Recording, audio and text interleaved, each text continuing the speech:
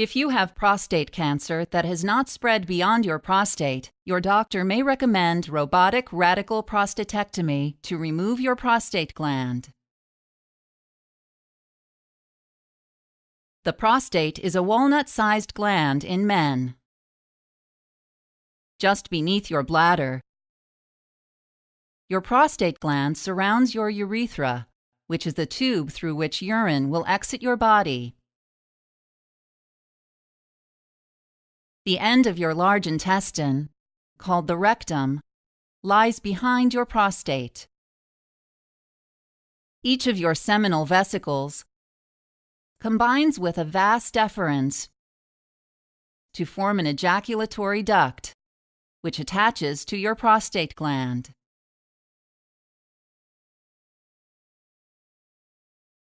Prostate cancer is an abnormal growth of cells lining the tubular gland tissue inside your prostate. As the cancer cells multiply, a tumor forms. Before your procedure, an intravenous line, or IV, will be started. You may be given antibiotics through the IV to decrease your chance of infection. You'll be given general anesthesia. A breathing tube will be inserted through your mouth and down your throat to help you breathe during the operation.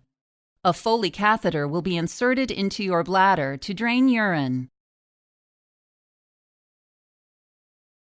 Your surgeon will make a small incision near your belly button and insert a plastic tube called a port. Carbon dioxide gas will be pumped into your abdomen through this port. The gas will inflate your abdomen, giving your surgeon more room to see and move the surgical tools.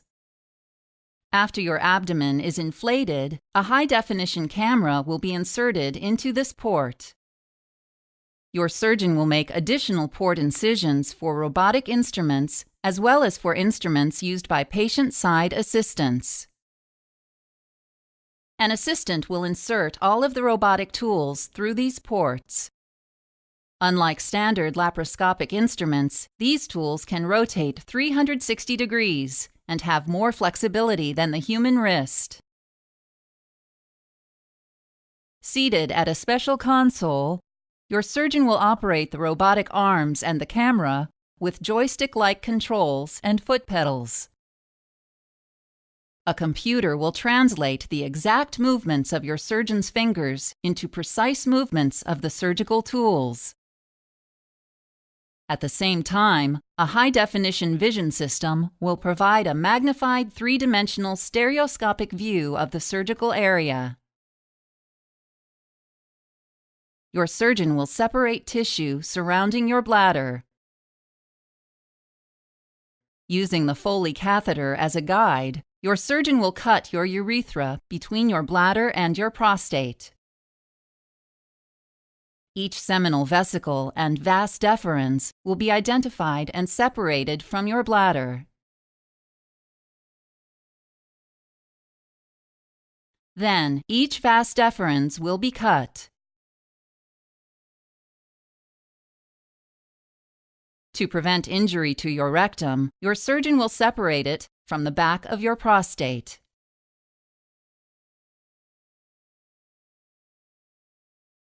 To preserve sexual function, your surgeon will carefully tease away nerves and blood vessels on each side of your prostate.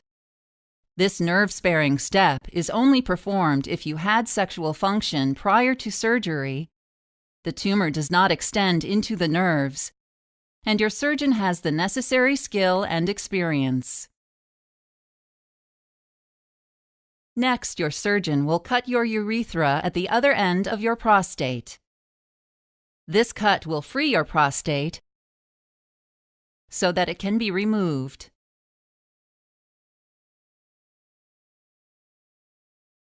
Lymph nodes near your prostate may also be removed to determine if your cancer has spread. Finally, your urethra will be reattached to your bladder. At the end of your procedure, the tiny incisions will be closed with stitches, staples, surgical glue, or closure tape dressings. You will have a catheter in your bladder to keep it drained. This will usually be left in place for about a week after surgery. Soon after your surgery, your breathing tube will be removed, and you will be taken to the recovery area for monitoring. You will be given pain medication as needed.